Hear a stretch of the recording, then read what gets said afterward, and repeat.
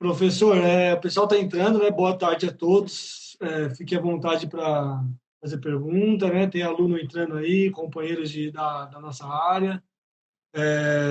Então, para a gente iniciar, professor, pode ser que tenha pessoas entrando que são amigos seus, né? Do Instagram. Então, meu nome é Flávio da Mata, né? E hoje nós vamos conversar com o professor Alcides. Antes de iniciar aqui, eu quero contar uma história aqui para todo mundo entender um pouquinho, né?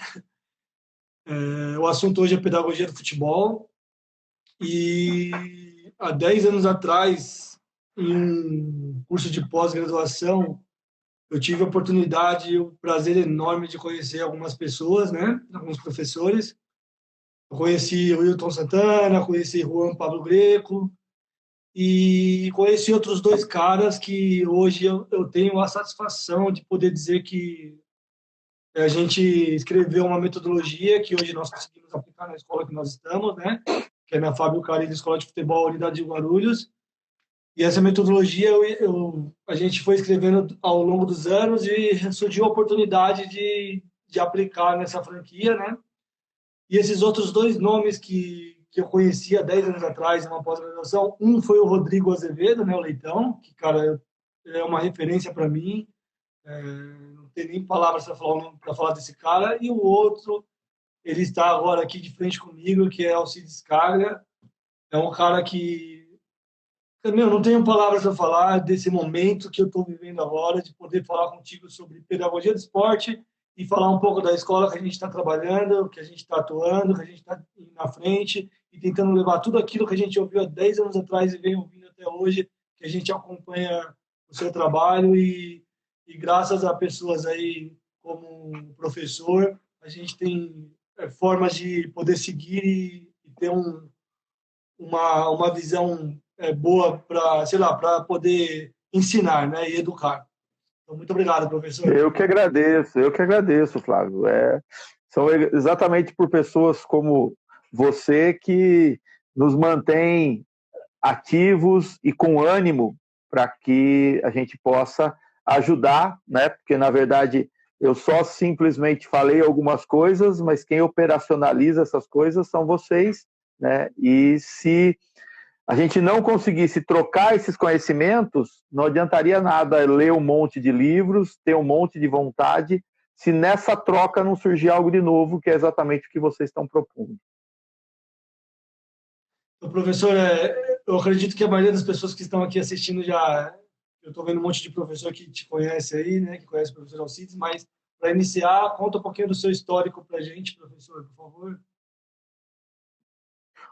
Veja, de vez em quando está cortando um pouco sua fala, Flávio, mas eu entendi o que você pediu, que é exatamente a possibilidade de contar um pouco, contextualizar quem sou eu e como que eu penso essas coisas, certo? É isso? Isso, exato.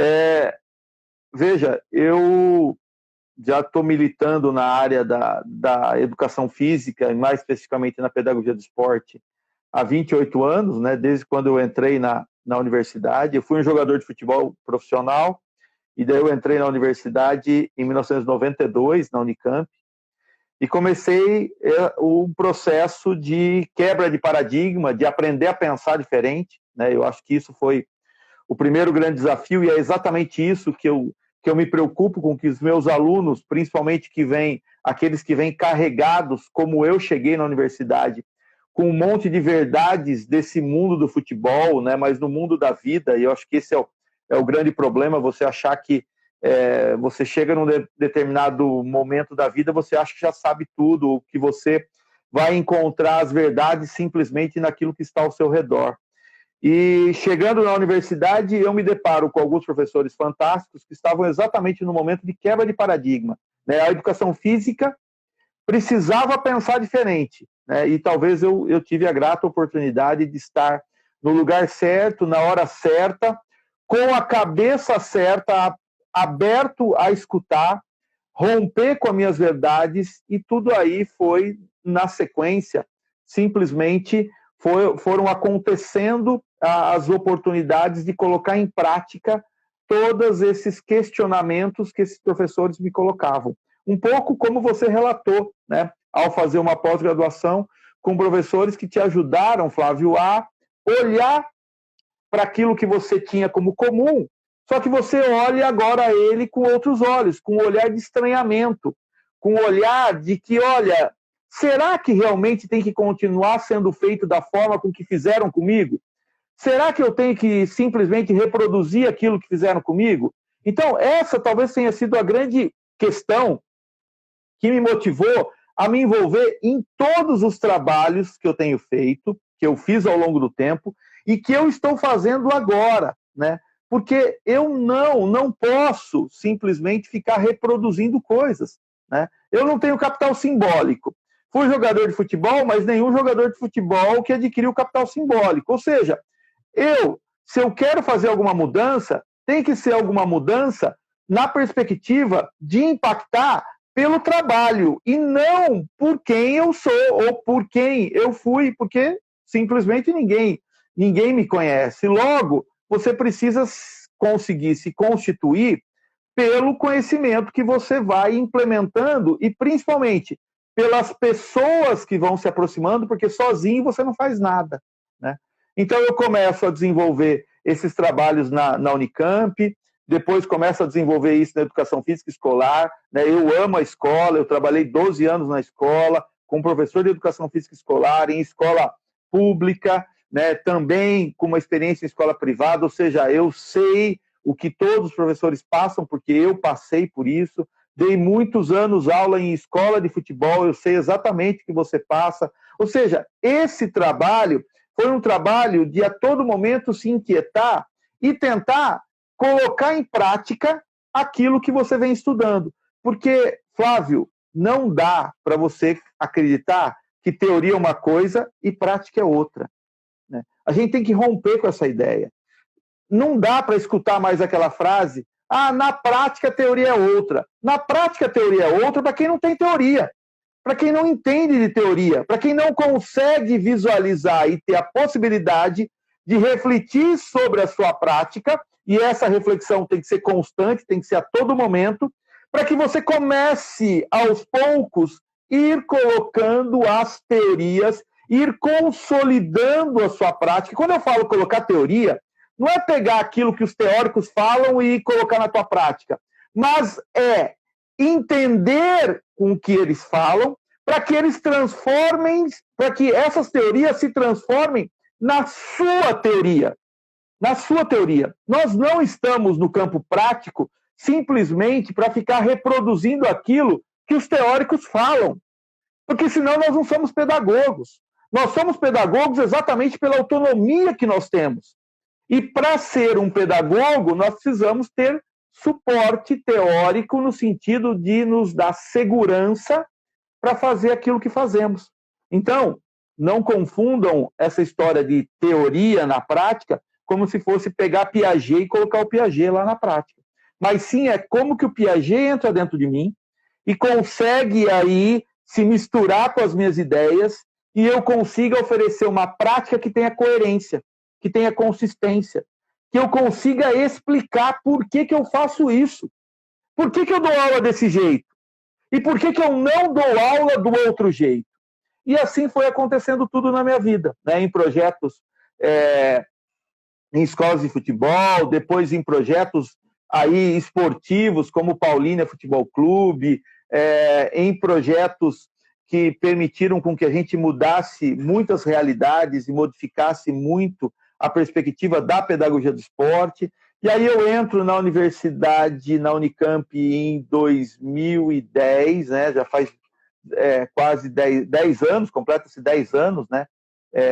Esse ano, e eu tenho aí na Unicamp agora o desafio de que com o LEP, né, o laboratório que eu coordeno junto com o professor Leandro Mazei e com a professora Larissa Galati, nós três coordenamos o laboratório exatamente para que a gente possa produzir cada vez mais evidências que ajudem os professores a terem mais segurança para modificar a sua prática. Então, hoje eu sou professor da Unicamp, né, lá da FCA, da Faculdade de Ciências Aplicadas, dentro de um curso de ciência do esporte. É importante falar isso para que as pessoas divulguem e entendam que existe no Brasil um curso de ciência do esporte e não necessariamente um curso de educação física.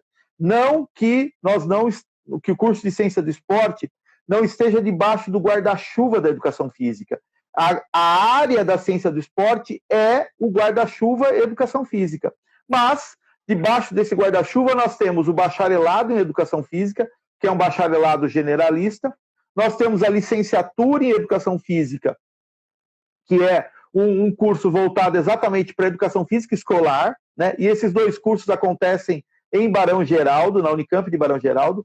E o terceiro curso na área da educação física da Unicamp é o Ciência do Esporte. Então, é um bacharel, só que com um olhar, com um objetivo, com uma especificidade de possibilitar um entendimento das várias ciências do esporte. E aí, nós somos responsáveis por essa área pedagógica, né, para produzir tanto conhecimento no que diz respeito às pesquisas, como desenvolver extensão e como gerar a possibilidade de desenvolver aulas na graduação e na pós-graduação, orientando alunos tanto na iniciação científica na graduação, quanto na pós-graduação, no mestrado e doutorado, para que nós possamos formar cada vez mais pessoas para nos ajudar nesse desafio, que é transformar a pedagogia do esporte e a educação física como um todo. Resumindo, é um pouco isso que eu tenho feito ultimamente, né, de maneira geral.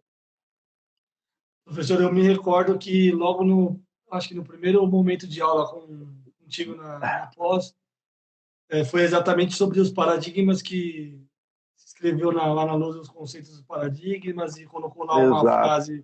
Eu tenho o caderninho que está aqui na minha frente aqui até hoje.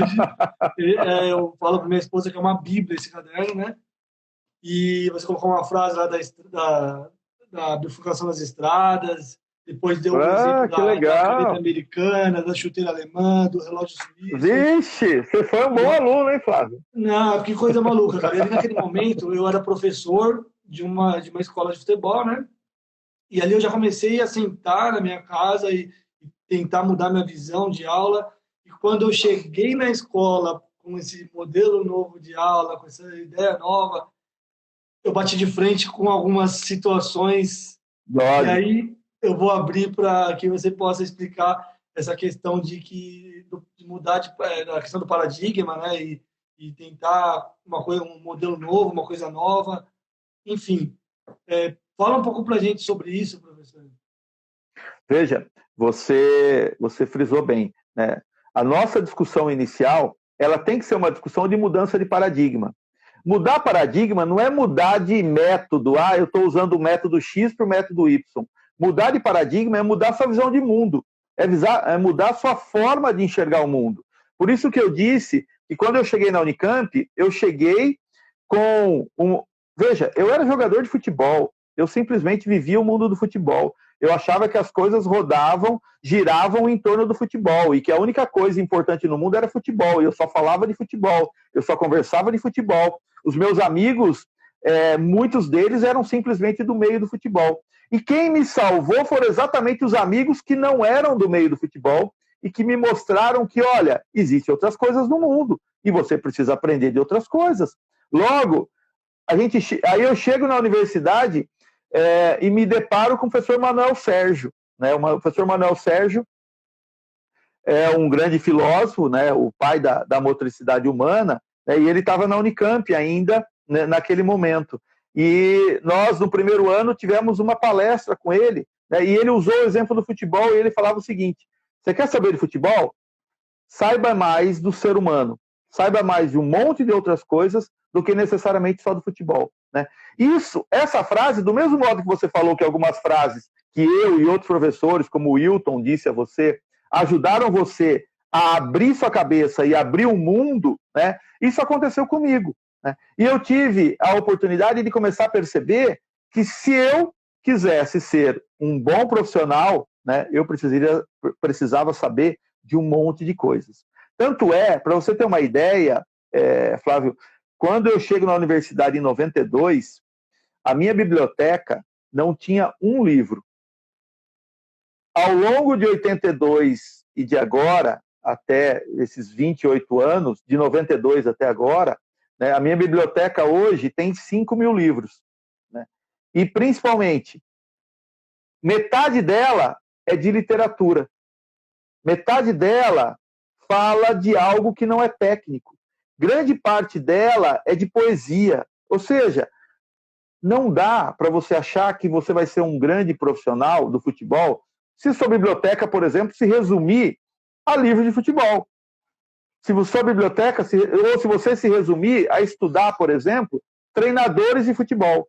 Hoje eu falo que ler uma biografia de jogadores de outras modalidades, de treinadores de outras modalidades, te ajuda absurdamente do que simplesmente você ler e conhecer algo ou ter uma biblioteca exclusiva do futebol, ou só assistir coisa de futebol, ou só falar de futebol, né? Aprenda, se sensibilize, descubra o que é uma boa música, uma música de qualidade, não só a música que é tocada no meio do futebol.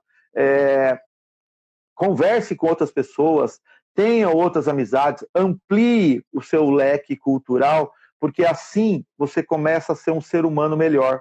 Porque o grande ponto da pedagogia do esporte, e essa é a mudança de paradigma, Flávio, em ação, que é entender que todo pedagogo tem um grande compromisso, que é de emancipar e de humanizar.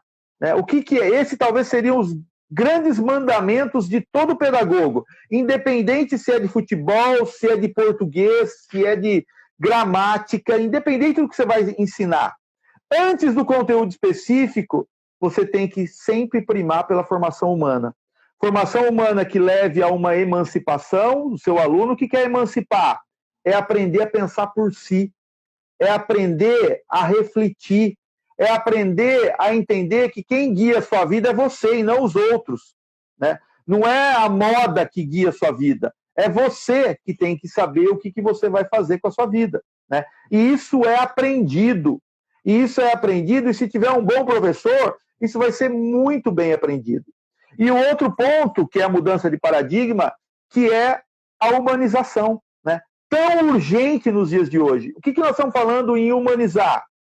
É fazer com que o meu jogador, com que o meu aluno na escola, com que o meu jogador na escolinha de futebol, com que o meu atleta no alto rendimento, ele aprenda a pensar melhor, ele aprenda a sentir melhor, é óbvio. Então, para pensar melhor, ele tem que aprender a sentir, deixar esse mundo entrar dentro dele, para que ele possa pensar e para que ele possa agir de maneira diferente.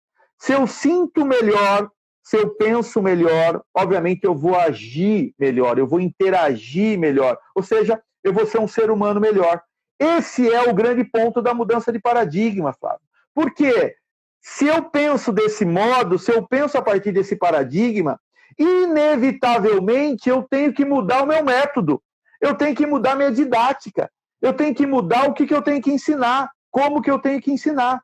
Por quê? Porque o método tradicional, né, ele está pautado no paradigma cartesiano, no paradigma anterior, no paradigma que nós queremos superar. Porque o método tradicional, ele não vê o aluno como um ser humano, ele vê o aluno simplesmente como um mini adulto que ele precisa lotar de conhecimento para que ele seja modelado à sua forma, né? E quem disse que eu sou a melhor forma? Quem disse que eu penso melhor do que você? Quem disse que eu sou melhor do que os meus alunos para ousar dizer que o meu aluno tem que fazer exatamente aquilo que eu faço? Ou que o meu aluno tem que pensar exatamente como eu penso? Esse é o equívoco da ideia da forma, né? De formar alunos, de colocar todos os alunos na forma para que eles pensem iguais, né?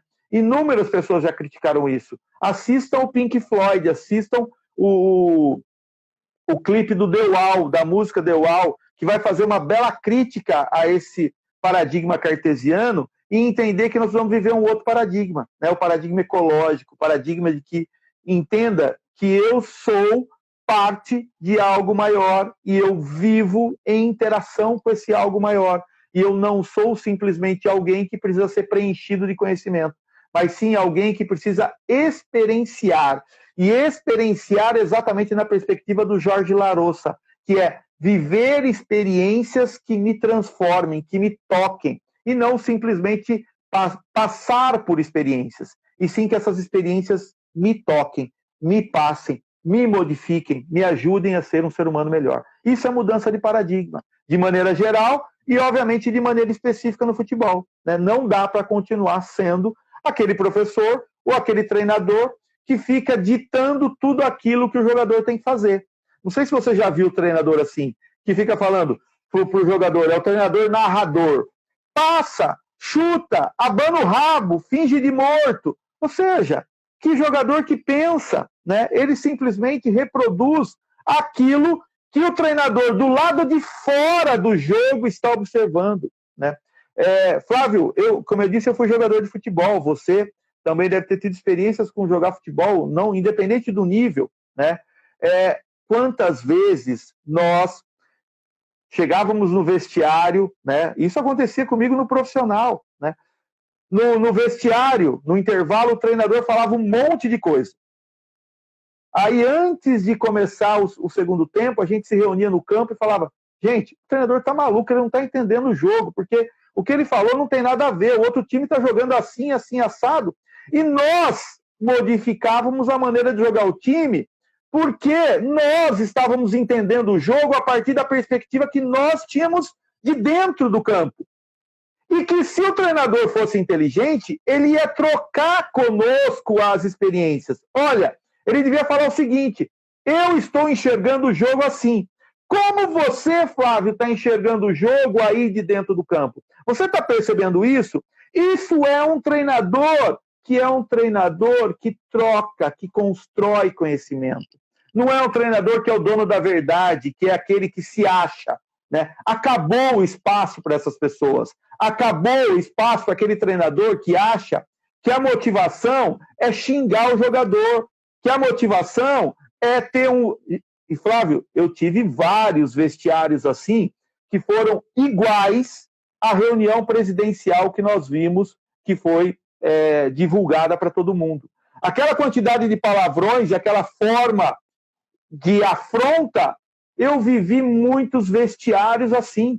E não dá mais para a gente aguentar vestiário assim. Não dá mais para a gente aguentar um treinador assim. Isso é um treinador do passado. Isso é um treinador que não mudou paradigma. Isso é um treinador que, infelizmente, perde a oportunidade de crescer. Porque ele está cheio de verdade e ele acha que essas verdades são suficientes para ele conseguir ser um bom treinador. Eu falo que não é suficiente nem para ele dar aula para criança de 7 anos. Porque as crianças de 7 anos, e você que dá aula em escola de futebol, sabe bem disso. O quanto você aprende com elas e não você só ensina as crianças. Então, essa é talvez o grande primeiro passo a ser dado, né? Essa mudança de paradigma. Isso é sensacional e quando eu estudo as crianças, né, e elas ensinam a gente a cada dia, né? De acordo com o movimento, falando mais especificamente de um gesto, o menino às vezes ele tem mais força para bater com a perna mais aberta, ou às vezes para chutar com o pé fechado, enfim.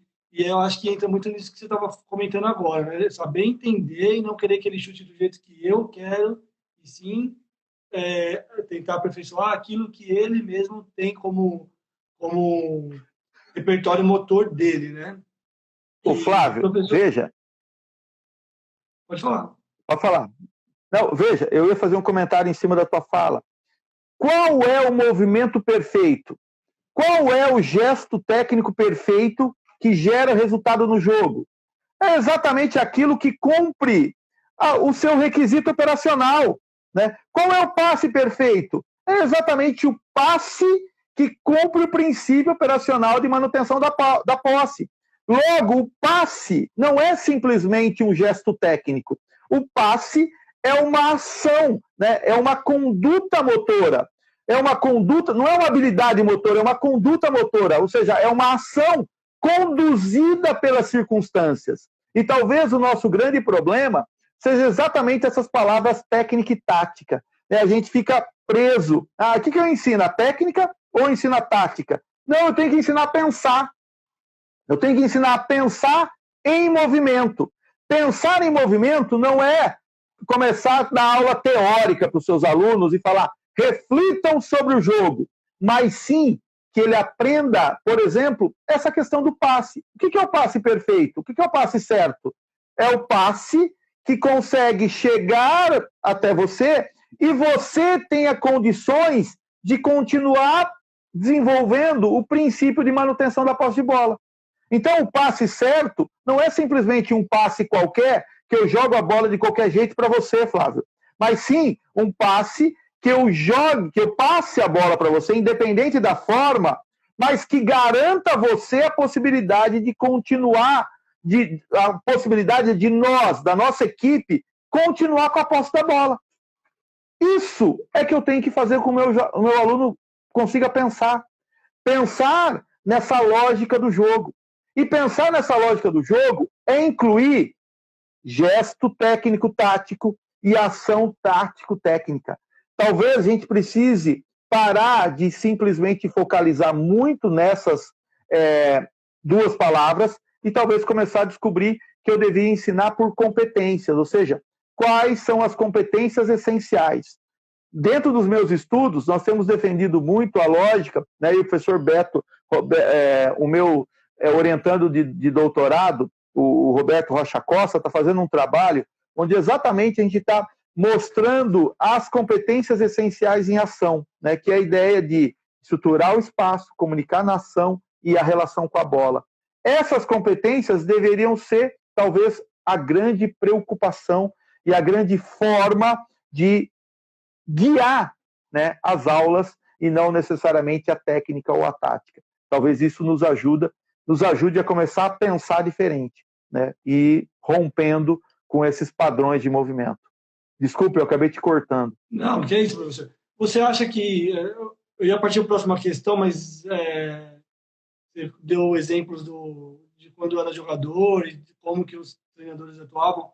Hoje em dia, essa mudança de paradigma é um pouquinho maior, de repente, por conta de número de cursos e de informações que os treinadores e os novos profissionais têm. Vem melhorando isso, professor, na sua visão? Olha, eu falo que hoje está muito mais fácil, Flávio. Quando eu comecei, né, principalmente os processos de capacitação, e eu comecei muito cedo a desenvolver esses processos de capacitação, logo quando eu me formei, eu já comecei ao mesmo tempo que dava aula, ajudava nos processos de formação dos professores. Era uma briga constante. Quando você fez a pós comigo, lá mais de 10 anos atrás, já estava mais fácil. Hoje, quando o pessoal da CBF, por exemplo, me convida para dar uma palestra para os professores lá nas várias licenças da CBF, né, eu não tenho uma relação com a CBF, mas tenho muitos orientandos que estão lá, né, trabalhando, são instrutores, né, e por essa proximidade eu sempre tenho ido dar algumas palestras para mostrar o que a gente tem feito, o que a gente tem pensado. E o que tem acontecido? Essa discussão é mais fácil de ser entendida. Ou melhor, vamos melhorar isso. É menos traumático o treinador escutar isso. Mas eu falo que continua sendo um tanto quanto difícil essa transferência do escutar e do modificar. Você vivenciou isso.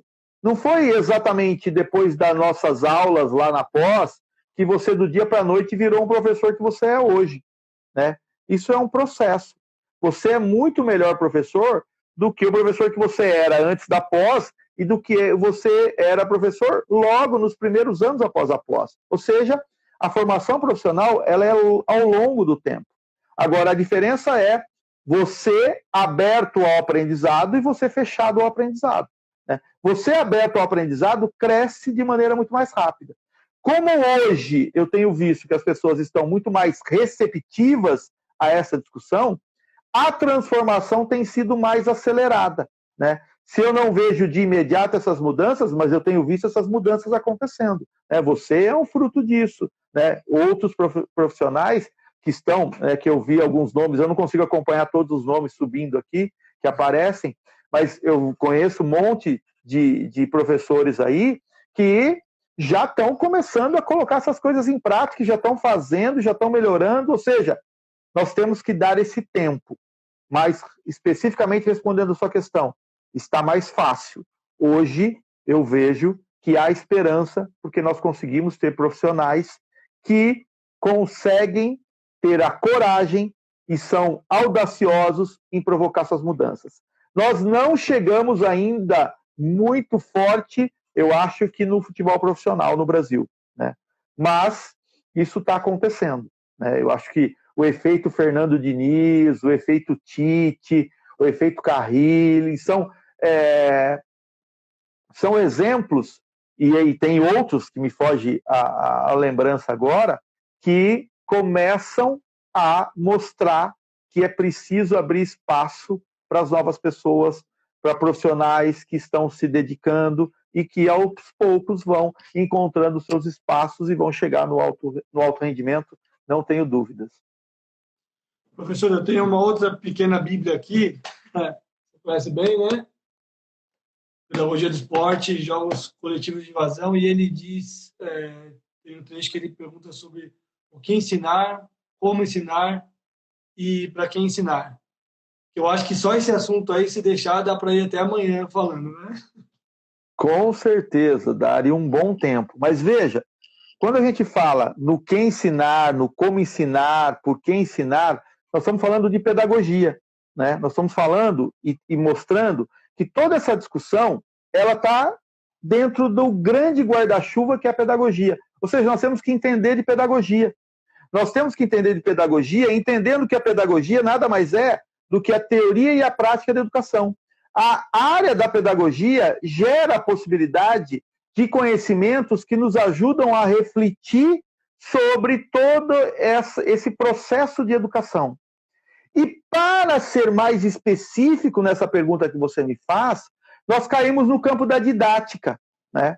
O campo da didática, a área da didática, e aí a gente tem que entender que eu não estou falando de ação didática, mas estou falando da área, da sub-área da pedagogia, que é a didática, né? Como a pedagogia do esporte é uma sub-área dentro da educação física, a didática é uma sub-área dentro dos estudos da pedagogia.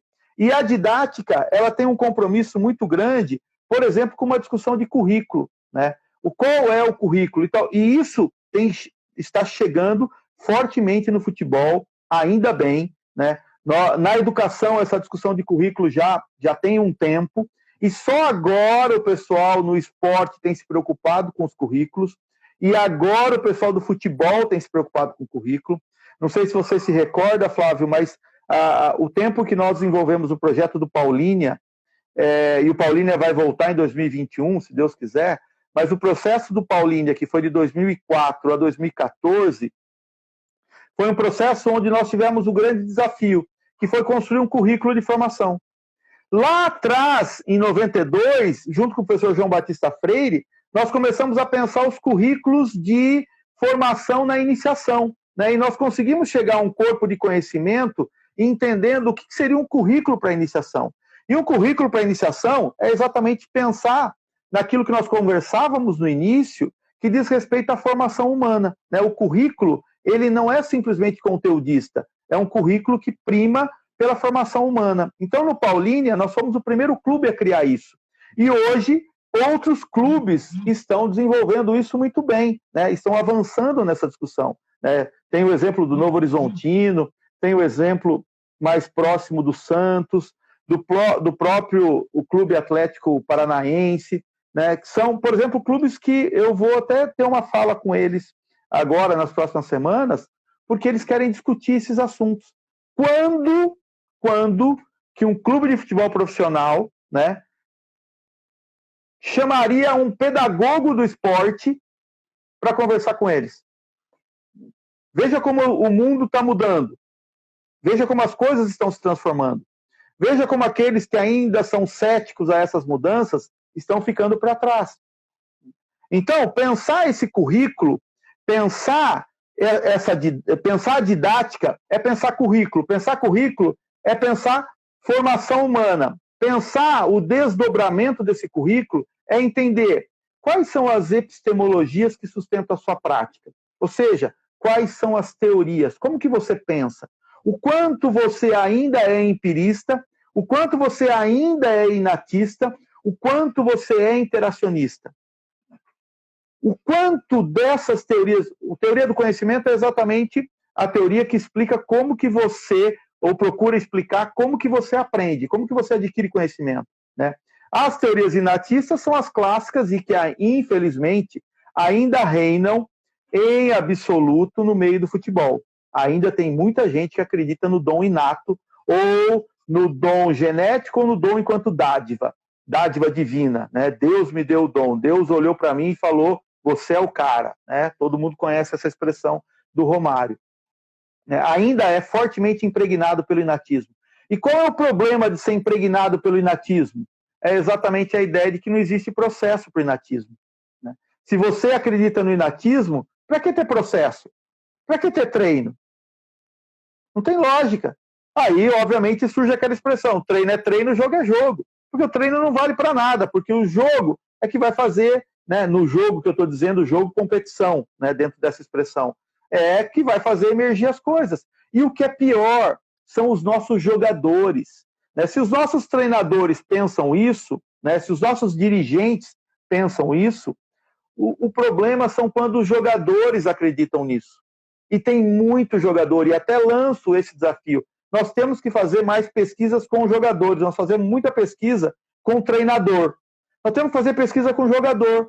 Por quê? Porque quando o jogador acredita que ele tem o dom, esquece, você não consegue ensiná-lo. Porque ele não está aberto. Do mesmo modo que nós começamos nossa conversa falando de quando o treinador não está aberto a aprender, ele não vai aprender. Se o jogador acredita que ele tem o dom, ele também não vai aprender. Ele não vai querer aprender. Ele vai achar que o treino é sempre para ele dar migué. É sempre para ele fazer tudo para fugir do treino. Porque ele não precisa. Porque todo mundo diz para ele que ele tem o dom. Se todo mundo fala que ele tem o dom e ele acredita nisso, óbvio que vai ficar quase que impossível você fazer com que esse jogador consiga aprender alguma coisa. E aí, obviamente, ele vai começar cada vez mais reproduzir tudo aquilo que a sociedade do qual ele vive quer, né, impõe a ele, já que ele não sabe pensar, ele vai ser simplesmente um reprodutor dessa sociedade. Então, essa lógica inatista, o quanto que nós ainda acreditamos? Cada um, o quanto acredita ainda nessa lógica inatista? Como que você explica isso? Do mesmo modo, a perspectiva empírica. Como que nós acreditamos ainda que eu sou o detentor do conhecimento e eu transmito esse conhecimento, né? E o meu aluno é simplesmente um objeto, um ser passivo, ou como Paulo Freire dizia, né, uma educação bancária. Eu vou lá e deposito o meu conhecimento para esse aluno, que tem que ser um aluno que simplesmente aceite passivamente esse conteúdo. O quanto eu acredito, o quanto isso ainda impregna a minha prática profissional, né? E o interacionismo, quanto que eu acredito e quanto do interacionismo tem na minha prática profissional a ponto de eu conseguir entender que o conhecimento é construído, né? Que o conhecimento é algo que acontece por meio da interação entre os seres, da interação entre o ambiente, da interação entre a sociedade, ou seja, a lógica mais ecológica do conhecimento, né? A perspectiva sistêmica, a teoria da complexidade, que nos ajudam a entender essa discussão do interacionismo, né? O professor João Batista tem um texto fantástico que, infelizmente, eles se escondem em alguns livros e a gente não tem muito acesso. Um capítulo que ele escreveu num livro do Ministério do Esporte há um bom tempo, eu acho que lá na década de 90, onde ele fazia essa discussão sobre o inatismo, o empirismo e o interacionismo, né? Quando eu li aquele texto, né, mesmo tendo contato com o João desde 92, aquele texto me abriu um mundo, né? E começou a me mostrar o quanto nós precisamos avançar nessa discussão. Tanto é que hoje eu tenho um aluno, né, hoje, 2020, o Luiz Felipe Nogueira, ele é o meu aluno de mestrado, ele está defendendo agora, mês que vem, uma dissertação de mestrado fantástica, onde nós estamos discutindo exatamente as teorias do conhecimento a partir do interacionismo, do inatismo e do empirismo, tentando mostrar e ajudar esses professores a entender o quanto eles têm dessas marcas dentro da sua prática e como que eles conseguem refletir sobre essa prática. Então, veja, isso nós estamos falando no campo da didática. Isso interfere o que eu vou ensinar, o como eu vou ensinar, o porquê eu vou ensinar, né? Para quem eu vou ensinar, que são as perguntas, né, que surgem, principalmente essas perguntas se derivam do livro do professor Paulo Giraldelli, né, onde ele explica lá o que é pedagogia na coleção Primeiros Passos, né?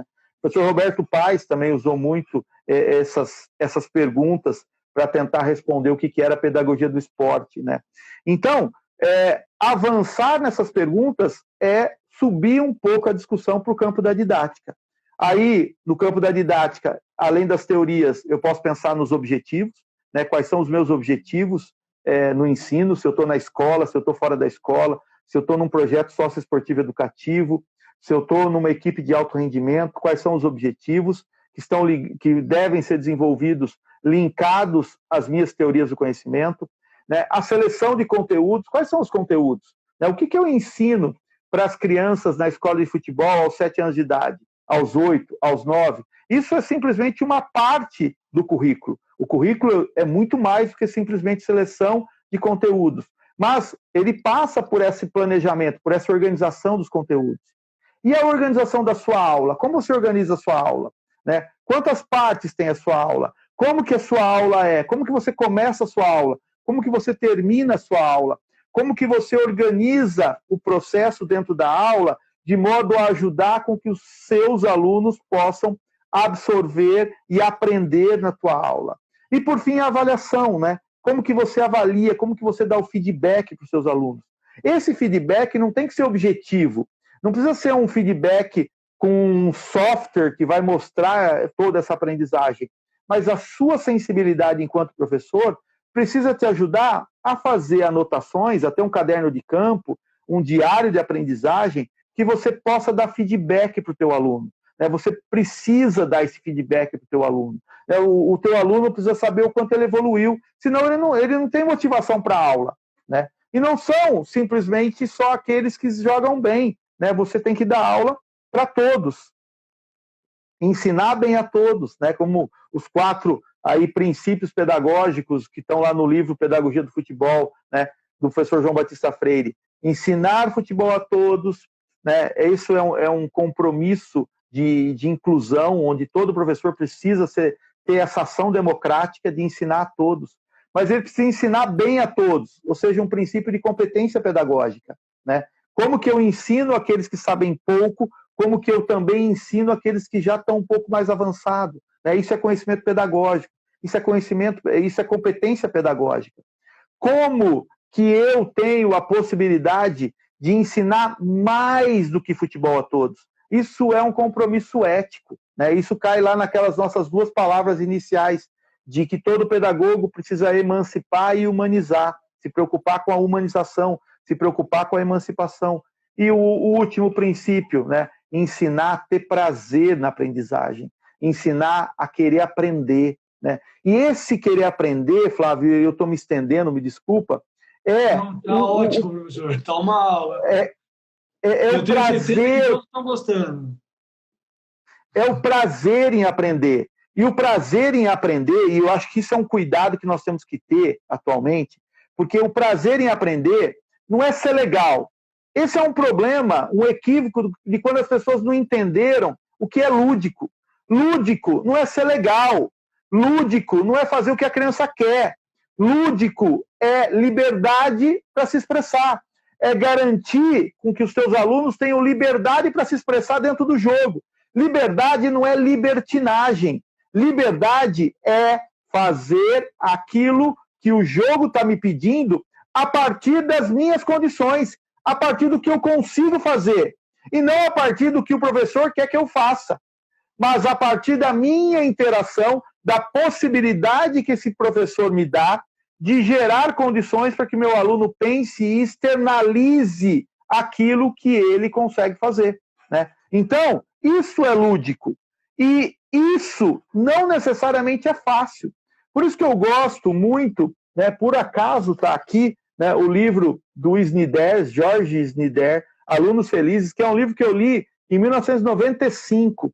e principalmente está aqui do meu lado porque eu tenho me incomodado muito com a sociedade atual, principalmente no campo da educação física e da pedagogia do esporte, quando a gente não entende o que é positivo, ou o que é essa psicologia positiva, né? O que é essa ideia de desenvolvimento positivo. Eu tomo muito cuidado com isso, porque me preocupa acreditar que desenvolvimento positivo não tem o negativo. É como se a criança fosse protegida a todo momento, vivesse numa redoma, e ao viver numa redoma ela não pode ter traumas, ela não pode passar por dificuldade. Então tem que ser tudo legal. E não dá para pensar em esporte desse modo, né? Aprender esporte não é fácil. Exige empenho e não desempenho. Então, veja, nós, enquanto professores, temos que levar os nossos alunos não necessariamente a obter desempenho, mas sim a desenvolver empenho. Igual o Snyder fala no livro Alunos Felizes. Aluno feliz é aquele que luta para conseguir as coisas. É aquele que sente o esforço, a recompensa, pelo esforço, e não a recompensa por uma medalha que ele ganhe, que não tem sentido, porque ele não se esforçou nada. Outras pessoas fizeram isso por ele, né? Então, a gente tem que tomar muito cuidado com essa ideia, né, principalmente desse princípio de gostar do esporte. Eu tenho que gostar do esporte porque o esporte ele é um jogo, e enquanto jogo ele ele potencializa todo esse ser humano que existe dentro de mim, né? O jogo é potência, o jogo gera essa possibilidade de potência, né? Por isso que estudar o jogo é tão maravilhoso, por isso que eu amo estudar o jogo, por isso que eu tenho alguns alunos que estão se aprofundando até muito mais do que eu para estudar o jogo, quando eles vão em Deleuze, quando eles vão em Spinoza, quando eles vão no Nietzsche, exatamente para trazer toda essa discussão de potência, e a gente vê isso presente no jogo, né? O jogo transforma tudo, o jogo é subversivo, o jogo nos ajuda a ser seres humanos que não aceitam a realidade do jeito que está, né? Ensinar bem futebol significa ensinar um ser humano que não aceita a realidade do jeito que está, né? E é sempre um lutador, alguém que vai querer com que as coisas se modifiquem. É muito legal ouvir tudo isso e esses itens do Freire, né, que você citou aqui, professor, ensinar futebol a todos, ensinar bem a todos, mais que a todos, ensinar a gostar de esporte, ele está escrito aqui na nossa pasta da metodologia da escola e a professora Marla, que trabalha com a gente, ela entrou aí na live agora há pouco, ela não conhecia que ela é uma professora nova, começou há pouco tempo. Da onde você tirou isso? Tá daqui, ó. Aí hoje ela está tendo o prazer aqui de conhecer alguém que trouxe essas informações também aqui junto com o Freire para a gente, né? E para a escola lá, e a gente tenta atuar exatamente dessa forma aí, contribuir na formação deles, né? E aí, professor, a gente vai entrar agora na questão da pedagogia do futebol e dos jogos esportivos, né? Do futebol aplicado através dos jogos. Eu não sei quanto tempo nós temos, Flávio, só para eu me controlar nas respostas aqui. Tem 7 minutos, professor. Então, eu acho que eu acredito que está muito bom, porque eu olhei agora há pouco no relógio e já era 45. Poxa, nós estamos em estado de jogo. Nós estamos guiados pelo Deus Kairos e não pelo Deus Cronos. Então nós lidamos com o tempo do prazer. E não tem problema se depois estender mais 15 minutinhos, 20, para a gente finalizar as outras questões ou não? Sem problema, sem problema. Eu tenho um vinho me esperando, mas ele espera mais 20 minutos, porque hoje é sexta-feira, né? A gente estava, até brinquei aqui em casa, ele estava um pouquinho ansioso antes da live, eu quase tomei esse vinho antes para relaxar. Mas agora está mais tranquilo, deixa para depois. Então, essa questão de jogo, então, professor, do jogo aí, através do jogo, pedagogia do futebol, através dos jogos coletivos, né? Veja, quando a gente começou a estudar isso, toda essa discussão, a todo momento a preocupação era... Veja, talvez para a gente começar a responder essa questão, seja necessário a gente entender de onde começa toda essa reflexão, né? Por que a gente fala hoje em pedagogia do jogo? A gente fala hoje em pedagogia do jogo porque anteriormente a gente começou a pensar sobre o futebol de rua, né? De novo, e as pessoas precisavam aprender isso, sabe? A ficar atento para as oportunidades. O que significa estar no lugar certo, na hora certa, desde que você perceba que esse é a hora certa e o momento certo, né? Então eu chego na Unicamp exatamente no momento em que o professor João Batista estava questionando, né? Ele tinha uma hipótese de que existia uma pedagogia no futebol de rua, né? Então o futebol de rua precisava ser investigado. E para a gente investigar o futebol de rua e tentar discutir e construir a tese da pedagogia da rua, de modo a que essa hipótese de pedagogia da rua se confirmasse, nós precisamos estudar o futebol de rua, precisamos entender o futebol de rua, precisamos construir conhecimento e buscar um aprofundamento nessas discussões. Isso se deu ao longo do tempo, né? E aí nós passamos por vários momentos estudando cultura lúdica, estudando jogos tradicionais, estudando folclore. Nossa, eu adoro, eu aprendi muito do folclore, estudando folclore, tendo a necessidade de ler Florestan Fernandes, Câmara Cascudo, exatamente para entender como que o folclore toca na questão do jogo tradicional e como esse jogo tradicional toca no futebol de rua. E aí nós fomos avançando até chegar em 2000, quando a gente começa a estudar o jogo, né? E se aprofundamos nessa discussão do jogo, né? Tanto eu quanto o professor João Batista tínhamos duas metas, ele de construir a tese de livre docência e eu de dar um rumo para o meu doutorado, né? E aí a gente se aprofunda nessa discussão do jogo. E aí talvez seja o grande desafio, né? E foi o divisor de águas, né? Quando nós nos aprofundamos nessa discussão sobre o jogo, como tudo se clareou. Tanto as discussões para a educação física escolar, né, que gerou o livro Educação como Prática Corporal, né, não tenho dúvidas que é uma grande referência hoje para os professores de educação física escolar, né, talvez seja a nossa grande contribuição para os professores de educação física escolar. E aí, nos desdobramentos, o meu livro, né, O Futebol e as Brincadeiras de Bola, né, que gera toda a sustentação para a gente começar a desenvolver isso especificamente no futebol, né, e o livro de base do professor João Batista, que foi O Jogo entre o Riso e o Choro, né. Falo, se todo mundo quiser começar a entender sobre o jogo, para entender a pedagogia do jogo, para entender essa proposta, deveria começar lendo o livro O Jogo entre o Riso e o Choro. Né. Não é um livro fácil, é um livro denso, com poucas páginas, mas com uma densidade teórica e intelectual muito grande, né? Então, talvez por aí a gente comece a entender como pensar a pedagogia do jogo. Eu não sei se o nosso tempo, Flávio, você não quer fazer um corte para que eu volte e complemente essa história. Quantos minutos faltam? Faltam 2 minutos, 1 minuto e pouquinho. Então, vamos encerrar, daí a gente volta. Isso. E aí eu falo exatamente desse ponto da pedagogia do jogo, para que possa entender o que eu estou falando de pedagogia da rua, como que a pedagogia da rua ajuda a pensar o ambiente de jogo e o ambiente de aprendizagem, para que a gente possa aí entender o que significa esse ensino a partir do jogo. Beleza.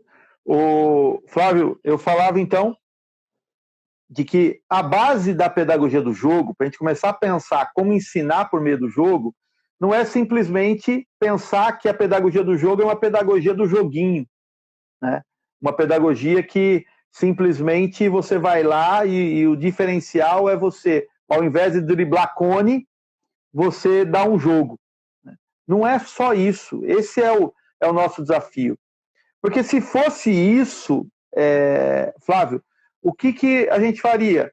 Ao invés de ficar gastando um baita de um tempo estudando, né, a gente simplesmente criaria um livro chamado 1001 Jogos para o ensino do futebol, 1001 Jogos para o ensino do basquete. E aí pronto, resolveríamos. E aí eu simplesmente ia lá e aqui eu estaria falando, olha, a melhor forma de começar a ensinar, Flávio, é você pegar na semana 1 o jogo 2, aplicar o jogo 2 com a variação 4. Isso é um começo. Pode-se ter isso, né? Não há problema de se ter isso. Até isso é uma organização que nós propomos no livro Educação como Prática Corporal. Mas isso não basta se você não tiver um conhecimento teórico a ponto de entender, né, e quando eu falo teórico, obviamente eu estou falando de epistemologia da prática, que é a teoria na prática, que é a nossa praxis, que a gente consiga entender o que é o ambiente de jogo, né, como que eu consigo garantir que o jogo que eu estou desenvolvendo na minha aula, Flávio, mantenha o ambiente de jogo. O que é esse ambiente de jogo? É exatamente o ambiente de engajamento, o ambiente do estado de jogo, o ambiente que gera a possibilidade de que o aluno viva 100%, se entregue no jogo, né? Esteja lá entre a frivolidade e o êxtase, né? Então, esse estado de jogo é algo importante que garante esse ambiente de jogo. Porque senão o aluno simplesmente está lá jogando ou pensando que está jogando, mas não está. Por quê? Porque o que é jogo? Jogo é exatamente uma atitude de jogar. O jogo não existe em si, o jogo vai existir nas suas manifestações, né? Ele vai se concretizar nas suas manifestações. O jogo em si é ficção, né? Então, quando a gente pensa o jogo, a gente pensa que o jogo é uma atitude. Então, esse ambiente de jogo é garantir essa atitude de jogo. Só que não basta essa atitude de jogo, né? Essa atitude de jogo pode ser importante para a gente pensar na aprendizagem incidental, né? Na aprendizagem que está acontecendo sem necessariamente ter uma intencionalidade do professor ou do local ou do ambiente onde essa criança esteja. Então, nós não estamos desprezando essa aprendizagem incidental, mas há uma necessidade de que o ambiente de aprendizagem, que é um ambiente intencional, onde você, Flávio, vai colocar as suas intencionalidades no processo, e ele se imbrica, ele se mistura, ele se justapõe ao ambiente de jogo. Se o ambiente de jogo ficar mais evidente que o ambiente de aprendizagem, se existisse desequilíbrio, talvez as crianças achem o jogo mais legal do que entendam que aprenderam aquilo que você queria. Se o ambiente de aprendizagem ficar muito pesado e você forçar a mão e você achar que aquilo que você quer ensinar tem que ser mais valorizado do que a atitude, talvez as crianças percam mais rapidamente a motivação para aprender. E isso deixe de gerar uma atitude de jogo. Então, o grande desafio de alguém que quer ensinar por meio do jogo se dá exatamente quando você tem a sensibilidade de entender como que essa questão do ambiente de jogo e do ambiente de aprendizagem se entrelacem, de modo a, ao haver esse entrelaçamento, você tenha a possibilidade de uma aprendizagem mais significativa. Isso é o grande desafio, né? Ser um pedagogo do jogo é exatamente aprender a desenvolver essa sensibilidade. Porque, veja, um outro ponto técnico que é importante, mas tem sua limitação. Se eu entender apenas das possibilidades que o jogo me oferece, né? Quando eu olho lá um jogo de bobinho, eu sei quais as possibilidades que ele oferece. Mas, se eu entender só das possibilidades, eu não vou entender e não, muitas vezes, vou me preocupar sobre o quando eu vou fazer modificações para que outras possibilidades surjam e que essas possibilidades potencializem aprendizado, né? Hoje eu tenho pesquisado eu tenho feito um estudo junto com o professor João Batista Freire, de volta agora, né? Nós voltamos a trabalhar juntos, voltando a discutir pedagogia da rua, né? E esse é um guarda-chuva, é um grande projeto, que debaixo desse grande projeto tem uma série de pesquisas. Tanto uma pesquisa que eu e ele fazemos, quanto uma pesquisa que outros orientandos meus desenvolvem. Por exemplo, tem um orientando meu estudando as possibilidades e as potencialidades presentes nos jogos tradicionais. Quais são as possibilidades e as potencialidades das crianças ao jogarem um bobinho, uma rebatida, um artilheiro, um gol caixote, um driblinho, um 3 dentro, 3 fora, um 5 dentro. Ou seja, todos esses jogos são jogos tradicionais. Quais são as possibilidades que eles oferecem?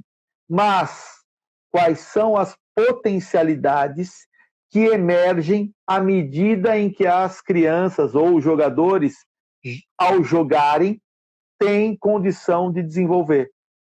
Essas potencialidades são conhecimentos que, à medida em que eu, ao ter sensibilidade, eu consigo perceber nos meus alunos no desenvolvimento desse processo.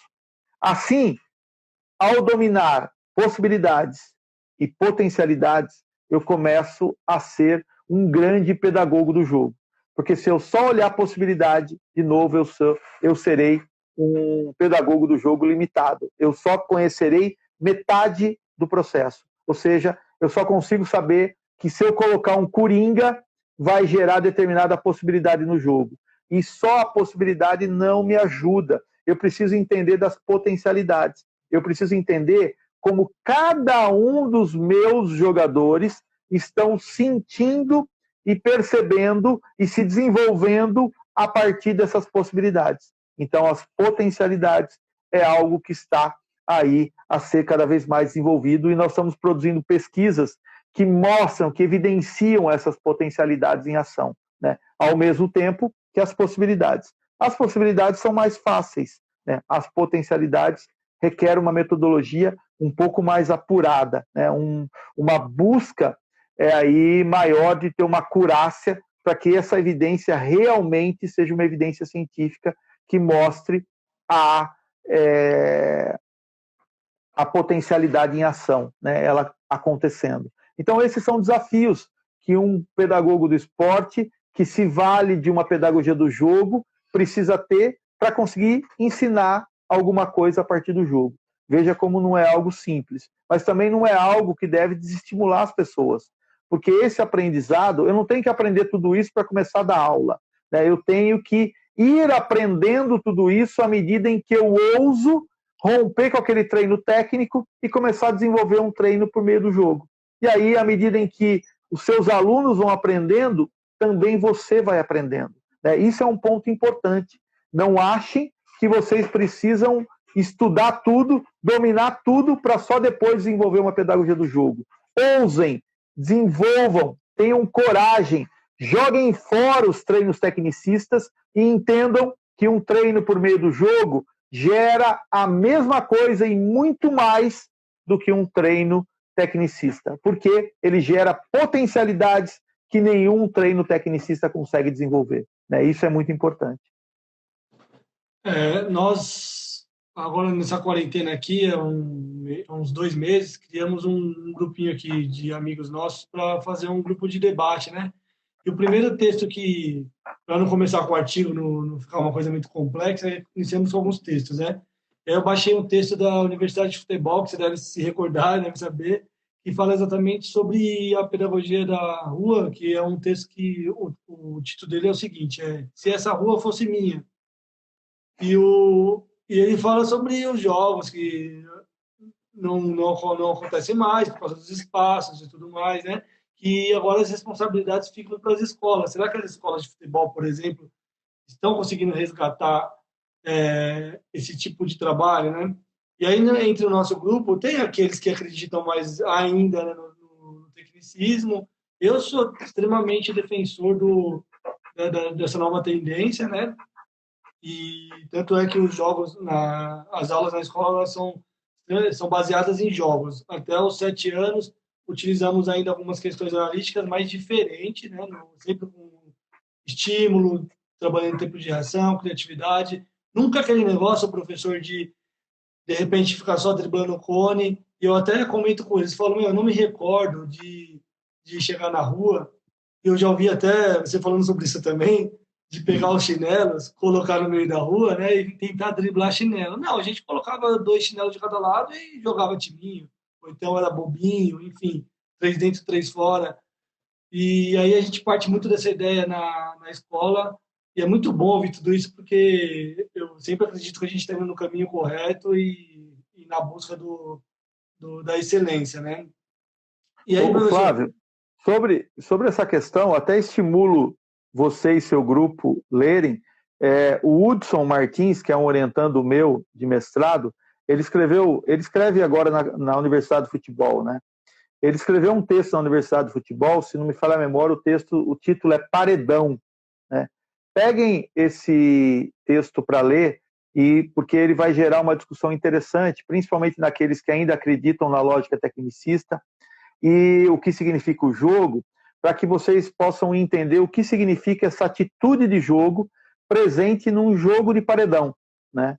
Num jogo que quem não mudou o paradigma acha que é um jogo de repetição, de chute na parede, né? Mas quem mudou o paradigma vai conseguir perceber aonde está o jogo ali, né? E eu acho que vale uma boa reflexão, né? Porque, como eu disse, a atitude de jogar é que faz o jogo, e não necessariamente a maneira objetiva como as coisas estão dispostas, né? Então, e um ponto a agregar a isso, e talvez seja o nosso desafio para agora, né, é como nós conseguimos ajudar nossas crianças a continuar jogando o futebol de rua, né, a pedagogia da rua. Não é mais no lugar, não é mais lá na rua, não é mais no campo, mas é, sim, em ambientes informais. Esse é o grande desafio. Flávio, quem daqui entender isso vai pular na frente de um monte de gente. O grande desafio é a gente entender, e aí está a pedagogia da rua, aí está a pedagogia da rua. Se alguém quer saber, as pessoas querem saber qual o segredo da Coca-Cola, né? Qual é a fórmula da Coca-Cola? As pessoas também querem saber qual é a fórmula que faz com que o jogador de futebol no Brasil seja diferente dos demais. A fórmula da Coca-Cola eu vou dar agora. O segredo é o ambiente informal de aprendizagem. O ambiente formal, que são as nossas aulas, devem estimular para que as crianças continuem a jogar nos ambientes informais. Isso é pedagogia da rua. Pedagogia da rua é conseguir jogar em ambiente informal. Onde que ela acontece? Em casa, no paredão, no texto do Hudson, no quarto, no quintal, com o meu cachorro. Estou falando isso exatamente para tentar entender que a pedagogia da rua pode existir agora em tempos de pandemia, com as crianças em casa. Se há uma tarefa, se eu fosse professor da tua escolinha, Flávio, qual seria a minha lição de casa para os meus alunos? Era exatamente que eles continuassem, que eles pegassem uma bola e que eles descobrissem o que eles conseguiriam fazer com a bola dentro de casa. O que eles conseguiriam desenvolver, quais jogos individuais de desafio dele contra ele mesmo as crianças conseguiriam criar, que as crianças conseguiriam desenvolver. Isso é pedagogia da rua. Então, e isso ainda existe. Ainda existe. Eu fiz uma pesquisa com os meus alunos na disciplina que eu estou dando agora, de pedagogia do futebol, e esse número apareceu, né? Os meus alunos universitários, nascidos em 2004, 2006, nascidos se eles estão no primeiro ano, quarto ano, eles nasceram em 2000. Eles viveram a infância em 2009, 2008.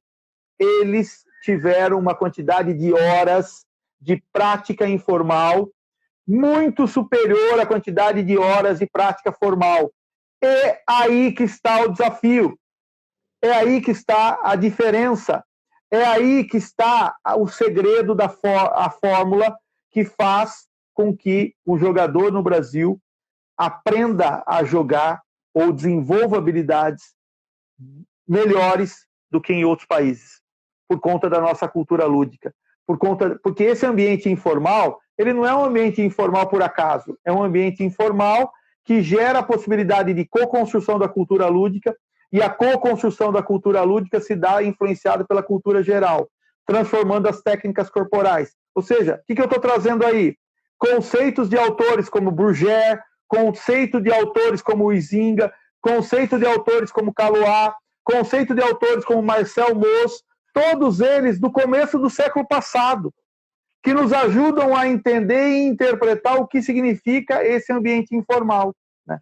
E eu tenho 2 orientandos de doutorado que estão exatamente investigando isso, né? A relação dessa cultura lúdica com essa contemporaneidade, com a mudança aí dessa cultura lúdica em decorrência desses ambientes culturais e que vão impactar esse jogo, que vão impactar essas técnicas corporais. Então, o nosso desafio é começar a estimular cada vez mais as nossas crianças a serem subversivas, a deixar de ser institucionalizada e garanta a sua liberdade de expressão, colocando para fora os seus desejos e as suas motivações. Talvez esse seja o nosso desafio agora, em tempos de pandemia. Acho que foi você que comentou sobre uma pesquisa com atletas da década de 80, início de 90, que nem eles mesmos sabiam o que levaram eles a ser tão bons jogando futebol, né? Foi o senhor mesmo que comentou essa... Foi, né? Isso está lá no meu mestrado, né? Então, se alguém quiser... Veja, tanto o meu mestrado quanto o doutorado estão disponíveis, acesso público, foram defendidos em uma universidade pública, logo estão disponíveis para todo mundo dentro da biblioteca da Unicamp. Isso é importante, para quem não sabe, todos os trabalhos de TCC, teses de mestrado e doutorado, defendidos na USP, na Unesp, na Unicamp, estão num acervo, numa biblioteca que gera a possibilidade de que você tenha acesso a todo esse conhecimento.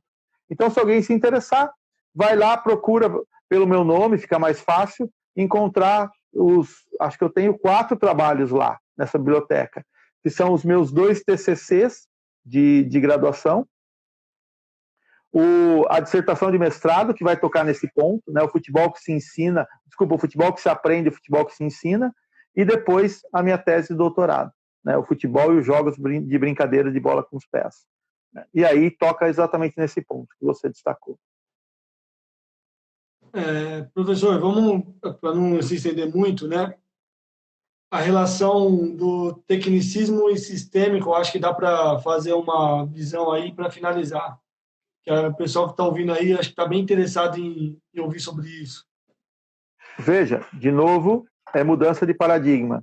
De um lado, né, e a gente precisa entender o seguinte, quando eu falava do inatismo, do interacionismo e do empirismo, são as 3 grandes teorias do conhecimento, elas formam um grande guarda-chuva. Debaixo delas se desenvolve uma série de abordagens de ensino, teorias pedagógicas, teorias de educação, e automaticamente a pedagogia do esporte vem e tem lá as suas, talvez, 2 grandes áreas, né? O que eu estou chamando de novas tendências em pedagogia do esporte e a abordagem tradicional, que seria a pedagogia do esporte tradicional, né? Então, você tem uma pedagogia do esporte tradicional e as novas tendências em pedagogia do esporte. Debaixo dessas novas tendências, nós temos várias propostas, vários modelos de ensino que cada um é inspirado ou influenciado por uma matriz teórica diferente, né? Tem alguns modelos de ensino que são mais cognitivistas, alguns modelos de ensino que são mais histórico-cultural. A nossa proposta, por exemplo, se pauta dentro de uma perspectiva mais da teoria sistêmica, da teoria da complexidade, né? E aí se dá aí um dos caminhos, né? Não é o único caminho, que gera uma possibilidade de pensar uma metodologia que leve em consideração tudo isso que nós falamos até agora. Tudo que eu falei até agora está debaixo dessa proposta das teorias sistêmicas, das teorias complexas, ou do que se convencionou chamar agora das teorias ecológicas, né? Então, por isso, é um aspecto do paradigma. Do outro lado, então, rompendo com esse paradigma, né, o paradigma do passado é exatamente o paradigma cartesiano positivista, que sustenta propostas como as que se pautam no inatismo e no empirismo. E delas se derivam todas as abordagens, tanto a priorísticas quanto as tradicionais. As comportamentais, por exemplo, né? A teoria comportamental está debaixo do guarda-chuva de uma abordagem mais tradicional de ensino. Essas propostas, quando chegam dentro do esporte, se convencionou chamar de uma abordagem mais tecnicista. Por quê? Porque ela é analítica, ela se sustenta nos parâmetros e nos princípios dessa epistemologia da prática pautada numa pedagogia tradicional, né? Então, ela separa o todo em partes. E ao separar o todo em partes, ela vai valorizar essa parte. No caso específico, então na educação isso acontece, na educação física, no esporte, isso acontece por meio da separação do esporte, da modalidade em partes. E aí eu ensino as partes. E quais seriam essas partes? Seria a técnica, né? Principalmente os fundamentos técnicos de cada modalidade, e aí você vai ensinando esse movimento técnico de maneira descontextualizada. Então eu ensino o passe 2-2, achando que esse passe 2-2 é o passe que vai existir no jogo. Mas como eu parto do princípio pedagógico de que eu preciso, na somatória das partes, ter um todo melhor, as pessoas ingenuamente acreditam nisso. E aí, como no esporte se chama isso de técnica, se convencionou chamar de uma metodologia tecnicista. Por quê? Porque ela valoriza excessivamente o ensino da técnica, partindo de uma ideia de que técnica é um movimento padronizado, que se tem um padrão ouro, onde as pessoas precisam desenvolver esse padrão ouro para conseguir jogar bem. Diferente do que eu chamei de técnica corporal, né, que é a técnica que nós utilizamos para resolver o problema do dia a dia, que é a forma com que o nosso corpo resolve os problemas do dia a dia, né, influenciado pela cultura. Isso é o conceito de técnica corporal, né, a partir do Marcel Mauss. Quando a gente pensa desse modo, você tem aí esse confronto que você colocou na sua pergunta, né, tecnicismo contra a proposta mais sistêmica, mais ecológica. Então, uma coisa não ajuda a outra. Não dá para ser metade disso e metade disso. Porque são dois paradigmas diferentes. Porque se há uma mudança de paradigma, tudo que era feito aqui, eu consigo fazer aqui melhor. Porque se não fosse assim, não era mudança de paradigma. Era simplesmente uma outra forma de fazer desse lado. Então, seria duas opções do mesmo lado. Agora, se eu tenho uma opção aqui e uma opção aqui, a mudança de paradigma gera a perspectiva de que isso é melhor do que isso. É igual pegar um Fusca e um Honda Civic, né? Os dois são carros, mas o Honda Civic é um carro feito com uma nova tecnologia.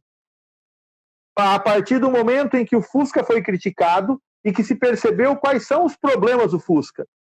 E aí se criou um Honda Civic. Então ele não está com a mesma tecnologia do Fusca, ele está com uma nova tecnologia. Tanto é que nenhuma peça do Honda Civic resolve o problema do Fusca. E nenhuma peça do Fusca resolve o problema do Honda Civic. Então, o que nós temos aí? Nós temos uma mudança de paradigma. Por isso que não dá para ser metade uma coisa, metade outra coisa. Né? Por isso que há um grande equívoco quando as pessoas acham que estão desenvolvendo uma atividade porque ela é um pouco mais analítica, acha que você está sendo tecnicista.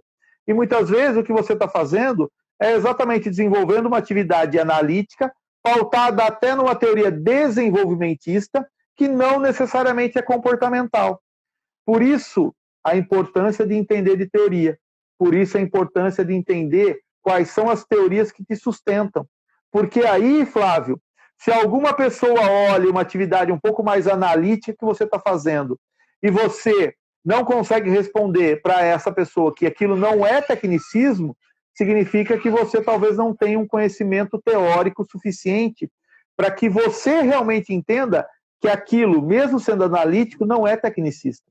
Né? Ele está debaixo de um guarda-chuva que ele pode ser até que ele seja desenvolvimentista, pode ser que ele não seja sistêmico, mas ele não é tecnicista. Né? Ele não está reproduzindo um paradigma tradicional, porque a sua epistemologia da prática não é essa epistemologia defendida pelo tecnicismo.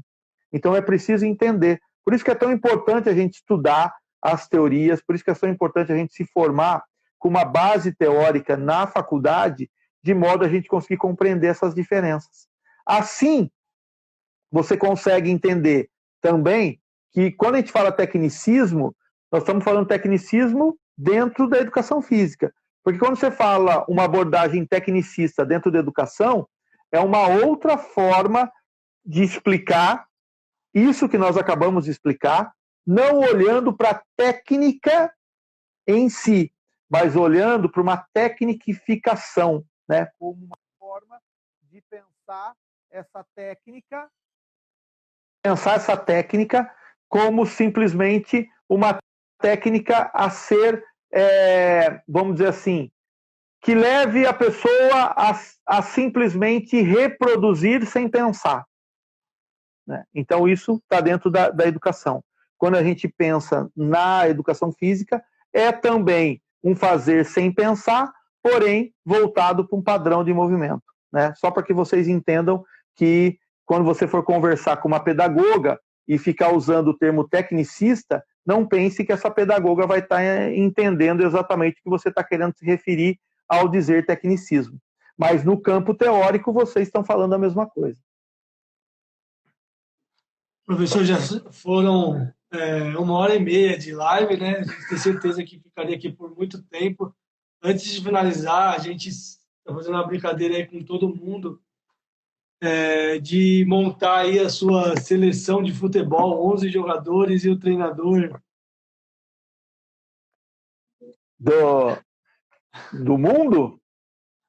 Pode ser do mundo, só Brasil. E, Flávio, olha, eu vou ser saudosista.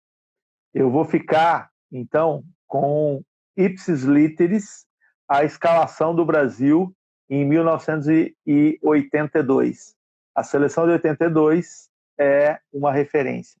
Eu faria, talvez, algumas modificações, né, mas eu falei que seria ipsis literis, então já estou me contradizendo, né, mas eu faria uma modificação, sim. Não que eu não goste dele, mas eu acho que o Carlos seria um goleiro no lugar do Valdir Pérez. E, no mais, talvez o Careca no lugar do Serginho, não sei. Na época o Serginho estava... Tem que pensar nessa seleção no contexto da época, né?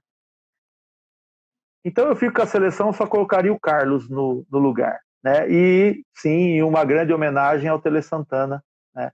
Não concordo totalmente com a forma de pensar dele, mas eu acho que ele é um treinador que merece ser estudado. Eu até convido as pessoas a lerem a biografia do Tele Santana. Né? Qualquer treinador, qualquer biografia que você leia de treinadores vai te ajudar a ser um treinador melhor. Mas a do Tele Santana, ela é interessante, vale a pena. Fico nessa, Flávio. Se me perguntasse antes para eu adivinhar, eu ia falar mais ou menos isso, a seleção de 82. Professor, não tem palavras para expressar assim, a felicidade. É muito gratificante estar vivendo esse momento. Foram 1h30 aqui que jamais serão esquecidas. Não tem o que falar, só agradecer. Muito obrigado. Eu que agradeço. Ô, Flávio, eu aproveito para falar para você, você gravou isso, né? Você gravou as lives. Tente depois, né, eu não sei se você consegue ou pedir ajuda, para que você consiga gravar, porque ela vai ficar gravada, eu acho, por 24 horas só, depois você precisa conseguir, eu não sei como é que faz, que tira do Instagram e você pode levar para o YouTube.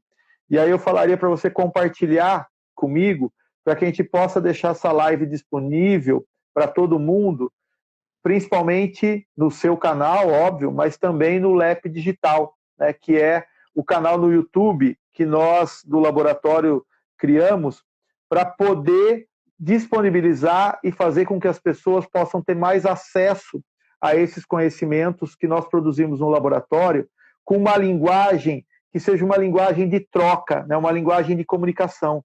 A ideia do canal do YouTube não é necessariamente de ensinar as pessoas, mas de trocar com as pessoas. Esse é o nosso compromisso social.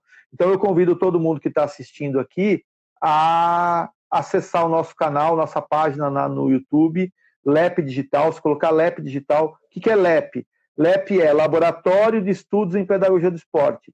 E aí lá, né, no LEP, você consegue, LEP Digital ou LEP Unicamp, você consegue ter acesso a uma quantidade grande de playlists e várias playlists com diferentes formatos e assuntos, desde indicação de livros, a LEP Conversa, a LEP Trajetória, e também o LEP Parceiro, por exemplo, essa live ficaria disponível no LEP Parceiro, onde nós teríamos essa possibilidade de ter essa live compartilhada com todo mundo.